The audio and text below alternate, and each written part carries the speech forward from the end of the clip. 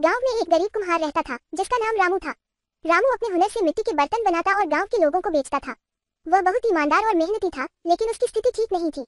गांव में एक दिन एक बहुत बड़ा व्यापारी आया जिसने गांव के मेले में अपनी भव्य वस्तुएं बेचनी शुरू की। व्यापारी के पास सोने चांदी की वस्तुएं और सुंदर कपड़े थे जो गाँव वालों को बहुत आकर्षित कर रहे थे। व्यापारी को अपनी संपत्ति और संपन्नता पर गर्व था और वह गाँव वालों को अपने धन का प्रदर्शन कर रहा था।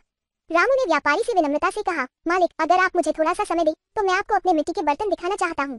व्यापारी ने हंसते हुए कहा, तुम्हारे बर्तन मेरी भव्य वस्तुओं के सामने कुछ नहीं है, लेकिन अगर तुम चाहो तो दिखा सकते हो। रामू ने अपने बर्तन दिखाए और व्यापारी ने उन्हें देखकर हंसते हुए कहा, ये बर्तन तो बहुत साधारण है, इनमें कोई खास बात नहीं। फिर व्यापारी ने अपने वस्त्रों और आभूषणों की प्रदर्शनी शुरू की। अचानक एक बड़ा तूफान आया और व्यापारी की सारी वस्तुएं बिखर गईं। व्यापारी घबराया और मदद के लिए हाथ पांव मारने लगा। रामू ने व्यापारी की हालत देखी और बिना सोचे समझे अपनी छोटी सी झोंपड़ी से वस्त्र और बर्तन निकालकर व्यापारी को दिए। व्यापारी ने उसकी मदद स्वीकार की और उसके प्रति आभार प्रकट किया। कुछ दिन बाद व्यापारी ने गांव में एक बड़ा आयोजन किया और रामू के बर्तनों की सराहना की। व्यापारी ने कहा, रामू ने हमें दिखाया है कि सच्चा धन और सम्मान नम्रता और ईमानदारी में है। इस कहानी से हमें ये शिक्षा मिलती है कि सच्ची संपत्ति नम्रता और ईमानदारी में होती है। किसी भी स्थिति में अपनी विनम्रता बनाए रखना और दूसरों की मदद करना हमेशा मूल्यवान होता है।